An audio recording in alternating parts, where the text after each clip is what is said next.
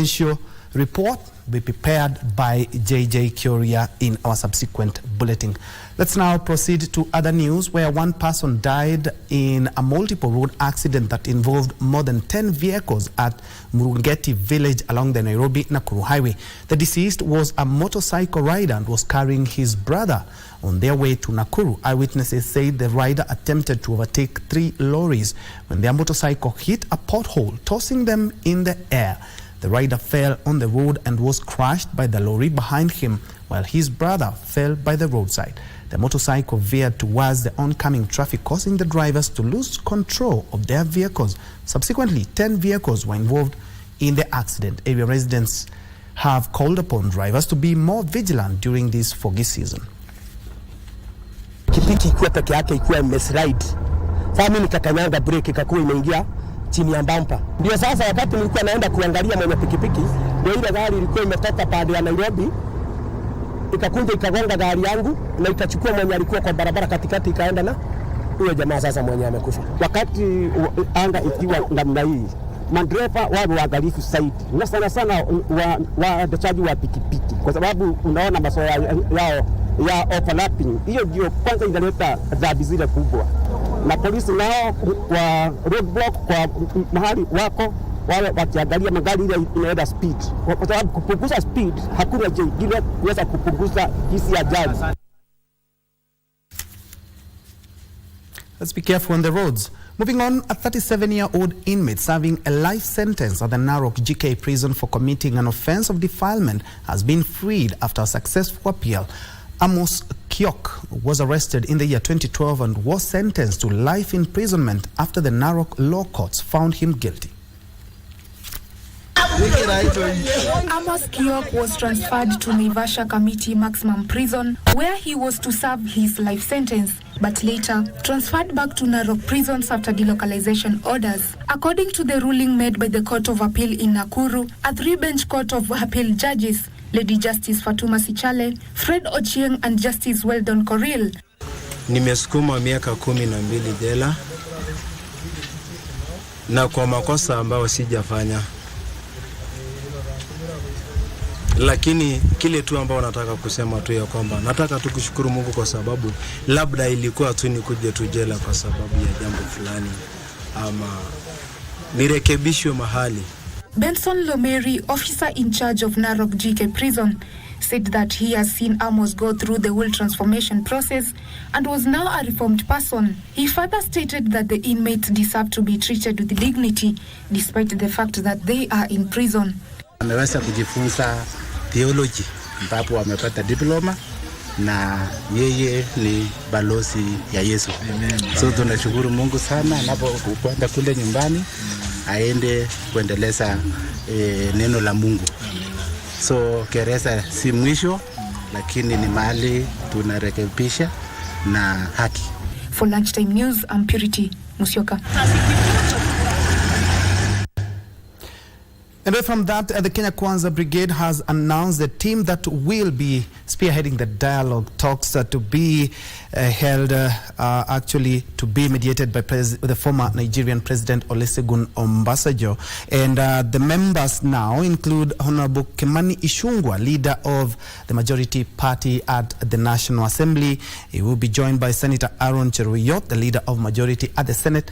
He will also be having the Honorable Governor Cecily Mbarire, Honorable Hassan Omar, and Honorable Catherine Wabilianga. We will be getting to the nitty-gritties of that report in our subsequent bulletin. But among some of the things they will be looking at is the constitution of the IBC Commission, the implementation also of the 2/3 gender rule, among other aspects. Elsewhere, the Ethics and Anti-Corruption Commission, EACC, has begun investigations into the alleged embezzlement of funds meant for the county's scholarship program in Finland and Canada. Former Uasin Gishu governor, who is also the area senator, Jackson Mandago, was quizzed by EACC detectives over the matter.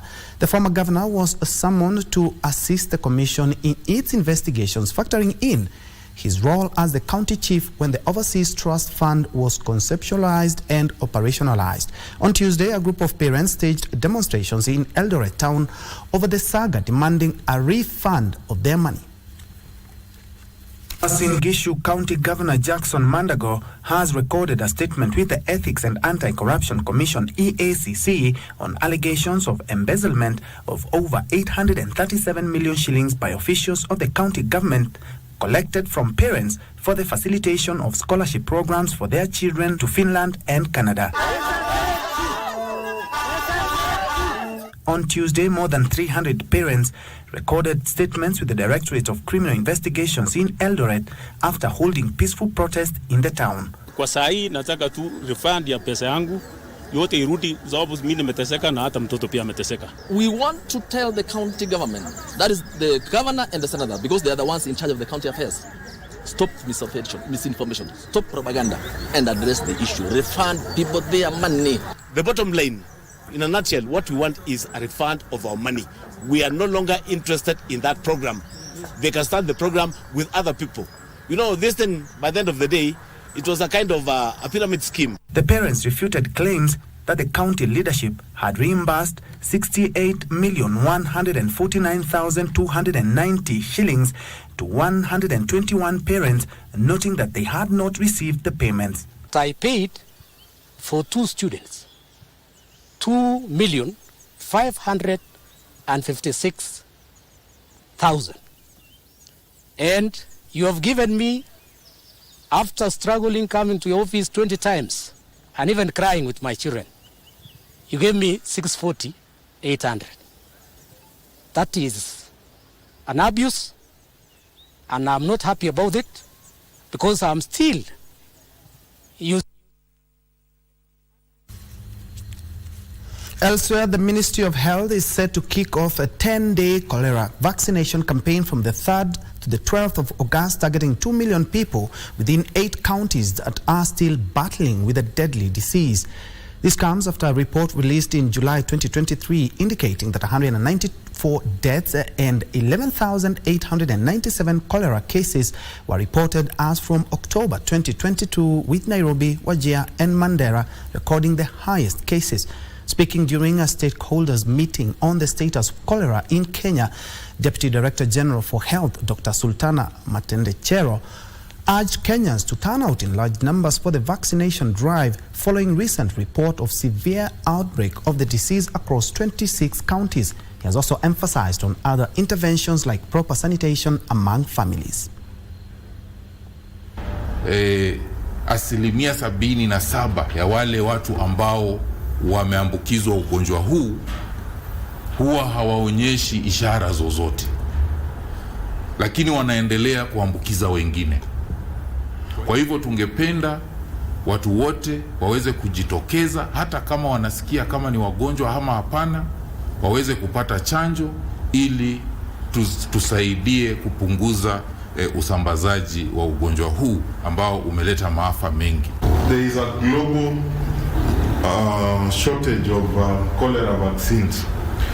So because of the large outbreaks across the continent and in Asia and Middle East, we are now giving 1 dose of vaccine, and this provides protection for 6 months. If you give 2 doses, the protection will last you 3 years. In other news, youths in Nomotio area of Samburu West are decrying lack of employment despite being qualified in different fields from several institutions of higher learning. A majority of the youth say despite several applications seeking placements and hiring, their efforts end up as a pipe dream. Parents and guardians of the affected youth are now calling on the government to intervene so that they can be absorbed in a meaningful employment and enjoy financial freedom. Ni kwa sababu hawana kazi na wamesoma, certificate zimeozea masanduku. Nena nachika samaki, nafanya nini? Yaani ndio kazi imekuwa nikishinda, nikienda nikicheza mpira, nikifanya nini? Ndio ni break ile monotony ya kukaa bure.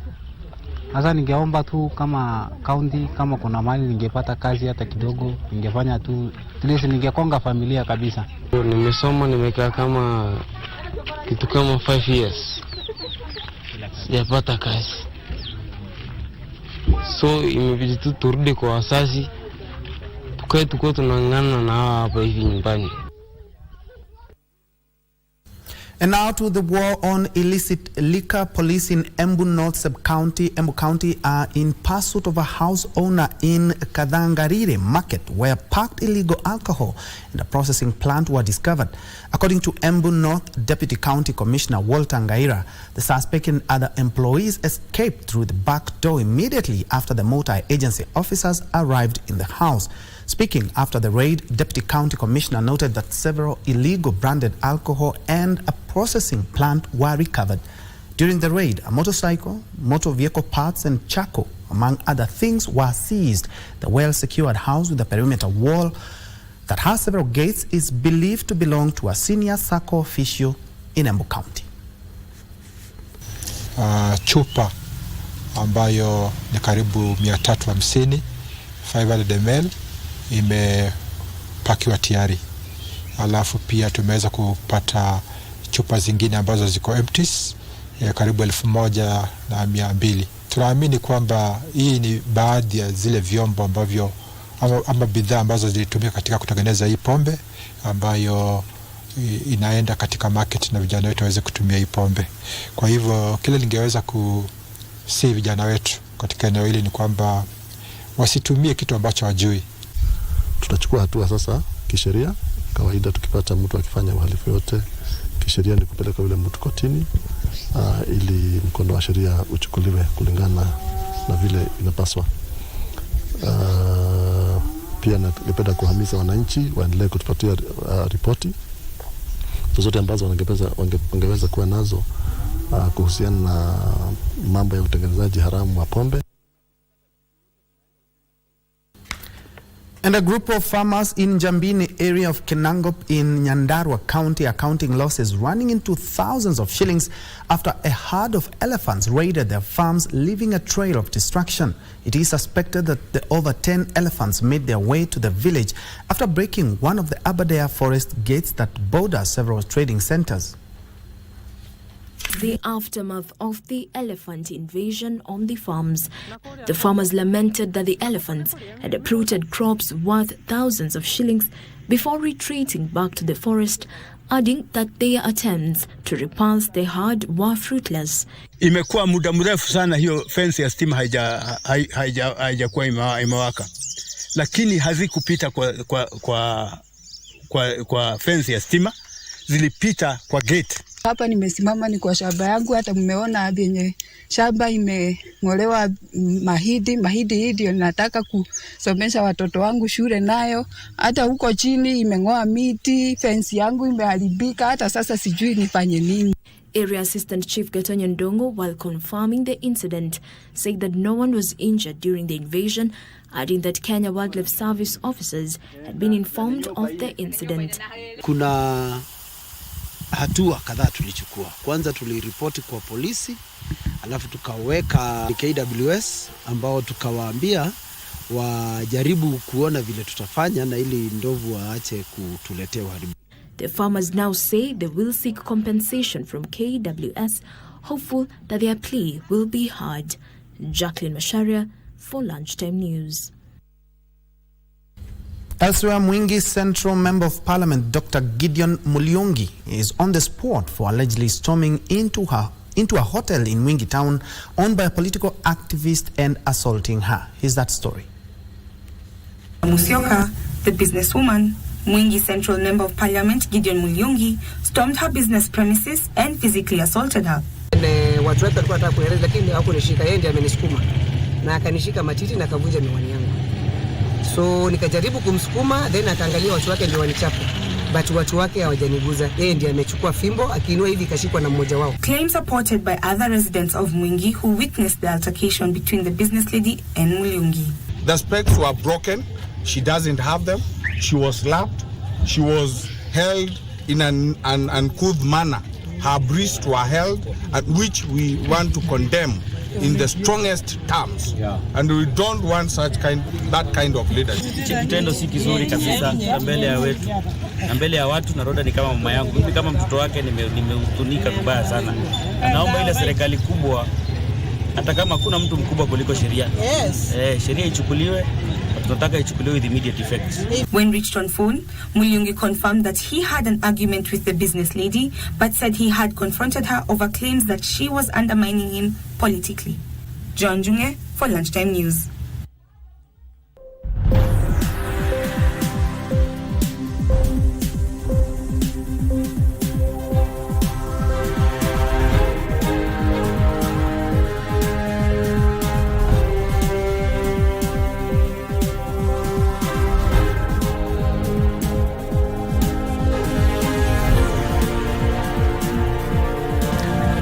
And in business, the Kenya National Chamber of Commerce and Industry has rolled out a partnership with several private companies aimed at equipping youth with hands-on skills in the micro, small and medium enterprises. The organization says the initiative is aimed at bridging a skills gap by offering them an opportunity to intern at relevant industries. The Kenya National Bureau of Statistics indicates that 2.97 million youth are without a job. Coupled with a significant gap in the linkage between vocational training and youth underemployment, the partnership between the Kenya National Chamber of Commerce and Industry and businesses seeks to address the shortage of technical skills in the domestic and commercial sectors.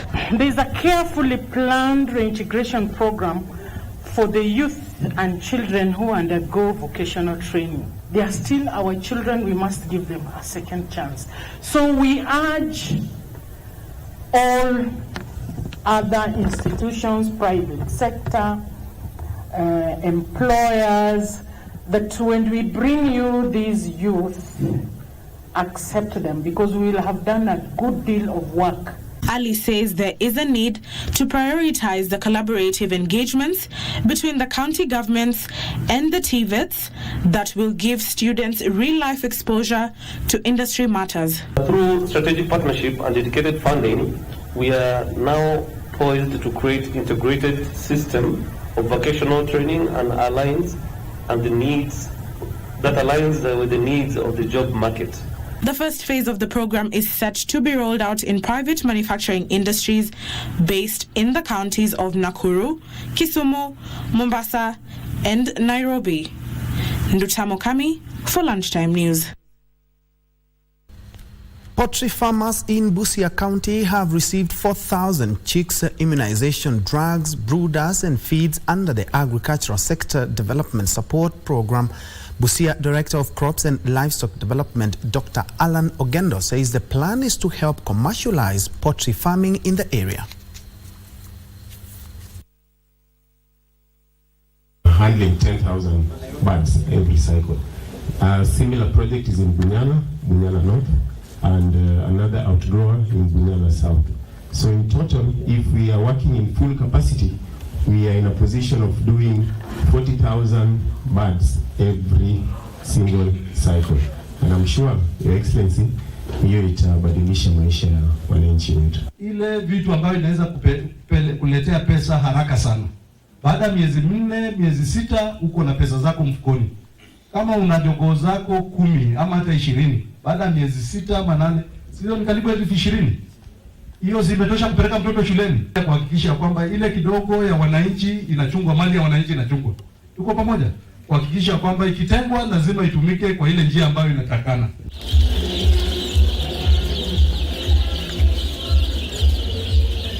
Moving on, a third mega investment in the real estate industry is expected to take shape at the heart of Nanyuki town.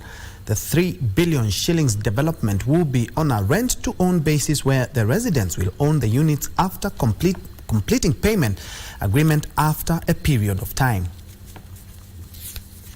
Banks have only successfully deployed 25,000 mortgages since independence. So we're looking for many different ways to make sure that this number works.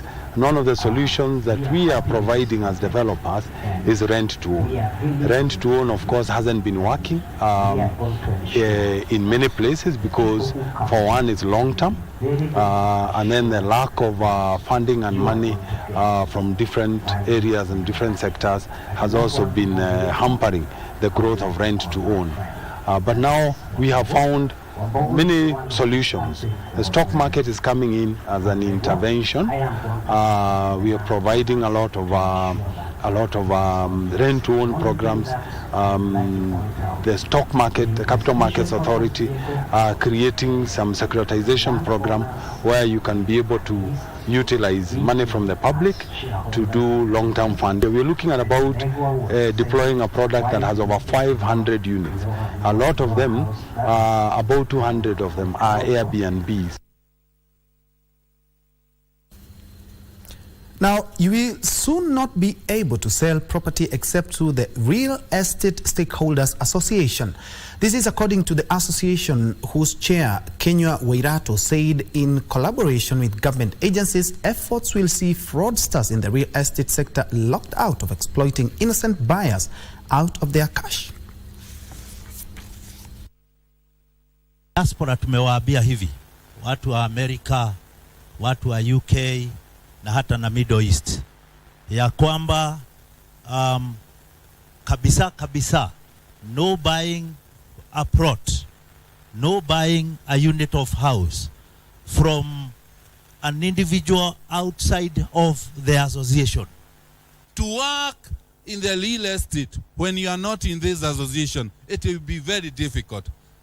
Utakuwa ukifanya kazi, unaenda unatangaza kwa TV, unatangaza kwa radio, unatangaza wapi? Wale watu wanapiga simu baada ya kununua shamba, wanakuuliza ama uko kwa association. Pesa yote ile ulikuwa umeinvest inaenda hivyo. So part of the RESA responsibility is to challenge ourselves. What can we do better to keep expanding? Maybe the local challenges, people saying we are duplicating. Those are very small challenges. We rise above that and we think bigger. Further afield, South Korea's consumer inflation cooled for a sixth consecutive month in July, more than expected. The consumer price index stood at 2.3% higher in July than a year earlier, after a 2.7% rise in June and compared with a median of 2.4% increase. On a monthly basis, the index rose 0.1%, picking up from no change the previous month. Here are the details of this and other stories making headlines from across the world.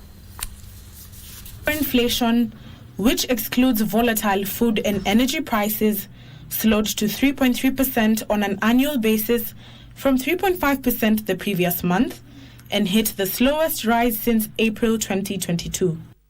Last month, South Korea's central bank extended its pause in its tightening cycle to a fourth straight meeting after the last interest rate hike in January, but said it would maintain a tight stance amid still high prices. Elsewhere, China's warehouse storage activities consolidated the trend of expansion in July, with the index tracking the sector's development standing at 52.2%. The index was 1.5 percentage points higher than that in June. The index has stayed in the expansion zone for 6 consecutive months, indicating a strong recovery of the sector. Major sub-indexes of the sector were also in the expansion zone, suggesting sound business operations, improved efficiency of goods turnover, and active stocking of enterprises. In July, the Business Activity Expectation Index was at 56.4%, 2.7 percentage points higher than that of last month, reaching a higher level of prosperity and indicating companies' confidence in the future market. And finally, the U.S. shale producers Pioneer Natural Resources Co. and Devon Energy Corporation tightened budgets and warned of lower drilling and completions activity in coming months after a drop in oil and gas prices slashed their second quarter profits. Shale producers have been forced to reduce the number of rigs in operation and delay well completions as profits have fallen from bumper 2022 levels after crude prices eased from a multi-year high. Pioneer, a top producer in the Permian Shale Basin, cut its 2023 budget, including for drilling and completions, by $125 million to a range of $4.375 billion to $4.575 billion. The company said it now plans to operate an average of 23 to 25 horizontal drilling rigs in the Permian's Midland Basin for the year, down by 1 from the midpoint of its prior forecast. And now back home to an interesting innovation. The Sanitation Research Institute at the Meru University of Science and Technology has developed a human waste management system that converts human waste to animal feed and fertilizer. The innovation targets places without proper sewer systems seeking to manage waste disposal in a safe, sustainable, and a cost-effective way. Take a look. Director Sanitation Research Institute at the Meru University. The light bulb moment for waste management invention was prompted by the idea that in Kenya, only 22% of the population is covered by a sewer system, leaving out 78% at the risk of communicable diseases due to lack of proper sanitation. Dr. Riungo says the worm-based sanitation innovation uses the black soldier fly, referred to as a worm. So this is our waste processing facility. Like you've seen, the waste from the field is normally brought and then it's put on this feeding trough. The feeding trough I have here has a capacity of 500 kilograms per day. For the waste that has just come in, because it is already pre-processed, we normally give it a maximum of 3 days so that if there is any waste that had not been converted, can be wholly converted. And now the larvae is at 15 days old. Okay, so after separation, this is the larvae that we normally obtain, and we normally expose this to our solar dryer. So upon drying, we normally get a very fine product. So we normally have a change from this product which is here, which is low and processed larvae, to this product which is here, which is dried larvae. And this process normally takes about 5 days in our tropical environment. So the product that we have here has already been tested, has already undergone all the quality checks. Dr. Dorothy Kagendo, a researcher, explains the process. This is a biosafety cabinet. This is where we do our cultures. This is where we do our cultures when we come with the sample, and then this is where we put our culture in this media. This media here is called the Makonki agar. We find, like this one, you can see it's clean. We find there are no microorganisms at all. And so when we find this, then we are free to release that sample to the community. Then we bring those samples inside here, you can see those ones, and then we are able to dry the cake before, and then we compress it to a small, nice cake. This cake is very rich in proteins. I can tell you, during drought seasons, you give an animal this cake, and then just a little fodder, and this animal can withstand. When other animals are dying, just a small cake from the black soldier fly, larvae, and the animal is good to go. The residents acknowledge the gains from the innovation. Imenisaidia, imeniinua, inaniwezesha nisomeshe watoto. Nimekuwa nimeng'ang'ania huko nje, lakini kazi nimeona nimekaa mzuri sana. Watoto wangu wanasoma mzuri, hata mimi mwili wangu ulikuwa umekonda, lakini saa hii iko na rudi mzuri. So nashukuru na ninafurahia hii kazi sana. The institution is also credited for creating job opportunities and producing high quality and organic animal feeds and crop fertilizer with no chemicals. Serafina Robi for Lunchtime News. From that interesting innovation in Meru, we head further north where communities in Marsabit and Isiolo counties are yet to take advantage of the Community Land Act of 2016 that gives a leeway for the recognition, protection and registration of community lands. Despite the legal provision, the communities continue to be vulnerable to evictions and exploitation by intruders. Speaking at Mosul in Laikipia during a community learning tour, Director Indigenous Strategy and Institution for Development, Isid Mohamed Dida, outlined the key challenges hampering the registration of community land in Marsabit, among them lack of political goodwill. This even as he challenged the communities to stand up for their rights and make their land claim process a success. Lot of communities, but the most difficult questions which we cannot answer most of the time and which they are asking us is wanatuuliza kwa nini maneno mnatueleza, kwa nini kansula yetu MC yetu kwa nini anaongea juu yake? Kwa nini hii mbunge yetu aongee juu yake? Kwa nini gavana yetu aongee juu yake? Kwa nini hii viongozi wengine na professionals awaongee juu ya hii maneno ya muhimu sana? Sasa tukisema hivyo, political goodwill among the leadership is still very weak. Now, venturing into entrepreneurship industry is not for the faint-hearted. At times it comes along with a fair share of challenges and stumbling obstacles that in some cases may end up destroying a business. To stamp a blueprint for upcoming entrepreneurs, George Washiuri, the CEO of Optiven Group, has written a book to help nurture budding businesses to grow. While launching the book After the Plunge, Washiuri, who fell victim to a scam of 200 million shillings while running the Optiven business, says that his testimonial and guidelines that he has enumerated in the book will help mentor the businesses on identifying key points while looking for partnership and funding.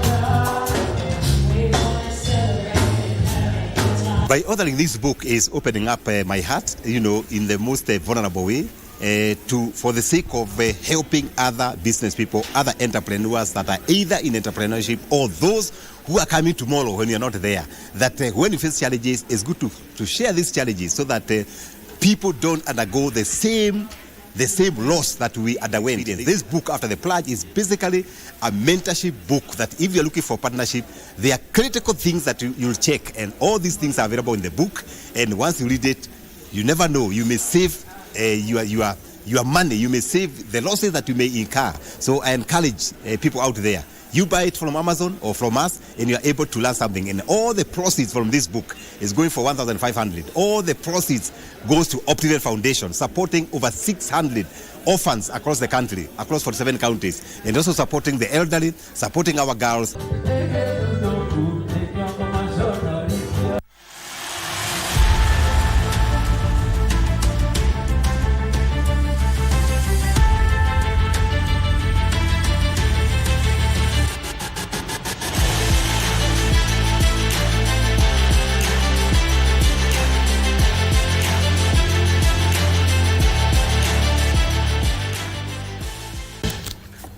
Time to play. Barcelona wrapped up their pre-season tour of the USA with a 1-0 victory over AC Milan. In other matches, PSG faced their second defeat in their pre-season friendlies as they fell 2-1 to Inter Milan in Japan. Barcelona registered a 1-0 win over AC Milan in a pre-season friendly played early today morning. Barcelona found the back of the net thanks to a sensational second-half strike by 20-year-old Ansu Fati. The young Spaniard scored in the 55th minute with a curling shot into the far corner. Meanwhile, PSG suffered their second defeat to Inter Milan in a thrilling match in Japan. The French Ligue 1 champion scored through Vitinha in the 63rd minute before a late comeback victory by the Nerazzurri. Sebastian Esposito and Stefano Sensi took the limelight to seal the win. PSG, then another substitute, Stefano. Very well, the leagues, majority of the international leagues begin any moment from next week, and you can be sure we'll be here for the side sound, the goals and the cheers.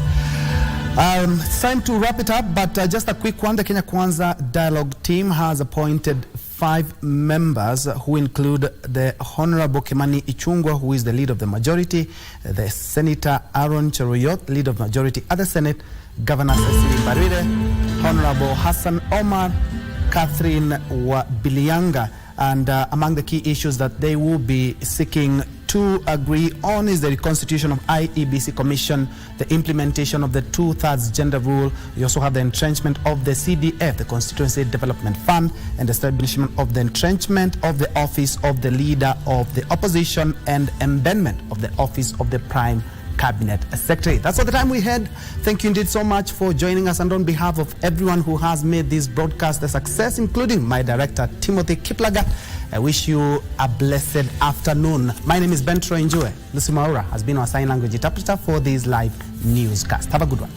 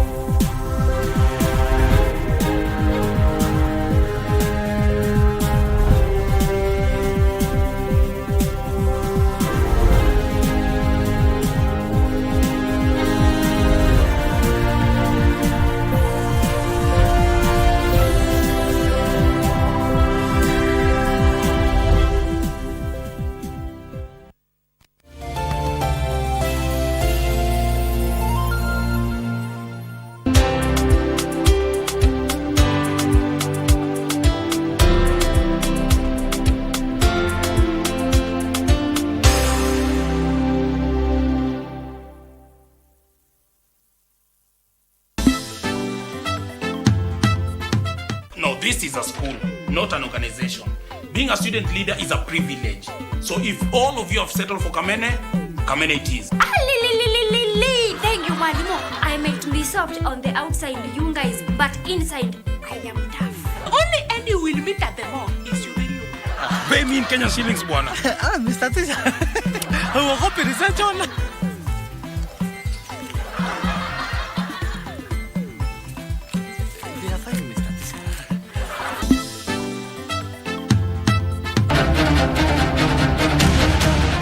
이중권이는 사람에 의심이 많아서 당신 같은 사람 만날 때 몸에 항상 몰카를 쏘지. 안경, 시계, 단추 있다는 걸로. 보면 두기 딱 좋으니까. 근데 그날은 단추에 몰카를 설치했더라고. 회장님! 쇼를 하는구먼, 어? 강 부장, 수장. The 2022 general election in Kenya. I, Susan Kihika, do hereby swear. 7 women governors. Tabitha Karanja Kiroche, having been elected a member of the Senate. 3 women in the Senate. That I will bear true faith and allegiance to the people and the Republic of Kenya. 29 women in the National Assembly. And 115 women in the county assemblies. For Nakuru County, it was a clean sweep. How did they beat the mythical odds? We answer this and more in our themed bulletin, Breaking Barriers, Women in Elective Politics in Kenya. No member of this family should be working for this company now. And who else to trust if not family? Are you one of Joel's sons? I need you to keep a close eye on Nick. I don't trust him fully. He's nothing close to the truth. Nick, baby. You've never been so big on character. What's changed? Can I talk to you in private? Yeah. You cannot protect us all the time. None of you can afford to be caught up in this mess. I can wash my hands and let you handle this mess by yourself with Akina Jazz now your teeth. There's someone trying to bring us down. Us? Why do you think I'm here, Nick? Alice stole our data and document. Do you have any proof of that? You're working on it. This is a matter of life and death. It's already dead. Really, George? I warned you. And thank you. I can't believe you're actually here. What is endometriosis? What types are there? What are the causes of endometriosis? What treatment is there? Basically, a condition where you have location of the cells of the lining of the womb, yes, where you get menstrual flow coming out, but these cells sit in places they shouldn't. Mm-hmm. When they are sitting in the wrong places, then we use the term endometriosis. Mm-hmm. And for me, it was very painful, cramping, to the point I always used to be rushed to the ER. It took about 14 years to get a diagnosis. Wow. The only way the doctor could help me understand what I was suffering with was he told me my uterus was growing inside out.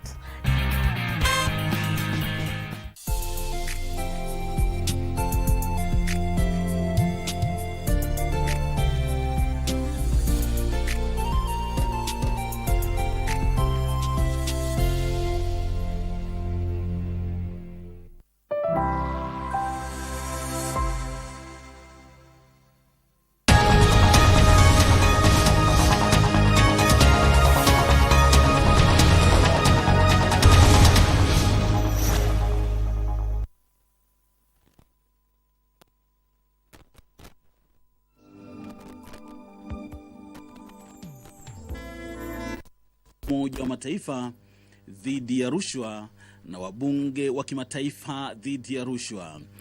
Na nikufahamisha kwamba hoja hii itakuwa inaongozwa bungeni na kiongozi wa kongamano hili. Na nikufahamishe pia vile bunge linatilia maanani ripoti ya ujumbe wa Kenya kwenye mazungumzo ya bunge kuhusu mkataba wa Umoja wa Mataifa na kupambana na ufisadi, na vile mkutano wa kila mwaka wa wabunge wa kimataifa wa kupambana na ufisadi uliofanyika Doha, Qatar, kuanzia tarehe 8 hadi tarehe 9